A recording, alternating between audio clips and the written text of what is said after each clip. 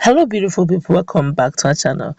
The lead counsel of Nnamdi Kanu, that's uh, Ifeanyi, Ifeanyi, that's Barrister Ifeanyi Ejiofor, has been receiving series and series of DM in his social media pages, and he has had it up to his neck and is now calling out, speaking up, and telling them what to do instead. It's actually getting out of hand, and he has to make this public. Before going to the news proper to find out what it is, he's telling everyone listening to him, everyone who has been following the freedom of Nnamdi Kanu, and of course those who are lovers of Biafran freedom. Like it, subscribe to our channel by clicking on the right subscribe button. Beside it, you will see a bell notification icon. Please go ahead, click on it to get notified as soon as you update our channel on YouTube. Well, according to lawyer Ifeanyi Ejiofor, he said that the array of fake prophecies was a distraction to the ongoing legal processes, while asking such prophets and soothsayers to desist from sending him items to him. Items and DM. Can you imagine? They're sending him items. Those items, are they going to be used for legal processes? They should allow this man to face his work. Let's continue with the news. The lead counsel to Nnamdi Kanu, the leader of the indigenous people of Biafra, Ifeanyi Ejiofor, has said that he could no longer tolerate the myriads of prophecies and visions sent to his electronic mail daily, while warning that clerics should stop the practice. Ejiofor added that the array of fake prophecies was a distraction to the ongoing legal processes, while asking such prophets and soothsayers to desist from sending items to him. The IPOB leader's lawyer stated this in a statement obtained. He said, "As a Christian, which I am, I encourage prayers and supplications to the Almighty God. But what I can't allow to continue is inundating my inbox with all sorts of fake prophecies. It must stop." This may sound ridiculous to the discerning mind, but it should be a formal notice. It should be a formal notice to those deliberately taking my leniency for granted over time without being reprimanded. Please pray over any positive, negative visions, dream, or prophecy, but do not send to me again.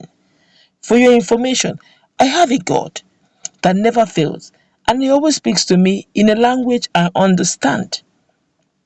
Those guilty of this infraction may not be availed with further reason for either being permanently banned from commenting or interacting with me on my platforms. I consider these end-time prophecies as serious distraction to our legal work. I agree with you. I agree with you, sir. Keep the prophecies to yourself because it is becoming a huge embarrassment to my dissent page. Ejiofor added that Kanu was in high spirits. Onyendu Mazi Nnamdi Kanu was visited on Thursday. He is stable and in a wonderful spirit. All legal processes incidental to freeing him soon is efficiently active, but none shall be discussed here any longer, he noted. Kanu has spent about 2 months in the custody of the DSS, having been brought back to the country in the last week of June 2021. Justice Binta Nyako of the Federal High Court, Abuja, had adjourned the trial of Kanu to October 21st due to the failure of the Nigerian government to produce him in court on July 26. Ejiofor had informed the court that there was a pending application before the court to transfer Kanu from the custody of DSS to a correctional center. Justice Nyako has stated that the trial could continue in the absence of IPOB leader since he was not available to stand his trial. I guess that's exactly one thing that the bar himself, as Barrister Ifeanyi Ejiofor, would want to avoid, that issue of him standing trial with in absentia. What that means is that Nnamdi Kanu, that's technically speaking, Nnamdi Kanu could actually be in detention and his court hearing a detention, and his court case will be called upon, be heard without him being there to defend himself. So what's the essence of him being in custody or being in Nigeria, being in Nigeria, and yet he will not be there to defend himself, being the fact that he has a counsel, a lawyer, a defense lawyer, a defense counsel who have been with him for years now. Don't forget that Ejiofor had always been in that team, even when he left, when he was not in the country, and now he's still there standing by him. So, technically speaking, yes, spiritual control is physical, we all know that, but this guy he's not a pastor. He's not a herbalist. He's also not an imam. It's not a sheikh. Why are they pushing spiritual thing, shoving it through his throat? If you are a spirit man, please pray in the realm of the spirit. If you are a carnal man, do what you know best. He is a legal person. Allow him to concentrate. It's still the same people that will call him a failure if he fails to, do his legal bidding very well and bring out Mazi Nnamdi Kanu out of detention or out of prison or out of whatever it is he's being done. He's being put allegations and charges put against him. If he doesn't get it right and for whatever reasons Mazi Nnamdi Kanu is found guilty, it's still the same people that will call him a failure.